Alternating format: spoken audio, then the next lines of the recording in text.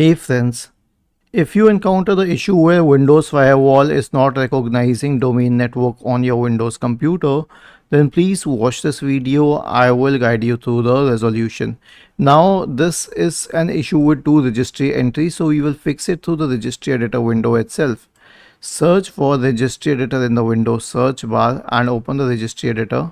Now on the list on the left hand side, go to HKey local machine, system, current control set, services, net logon and parameters. In the right pane, we will create two entries. The first one is negative cache period. Right click, new, dword 32-bit value, negative cache period. Double click on it, make sure that the value data is 0. The next one will be max negative cache TTL.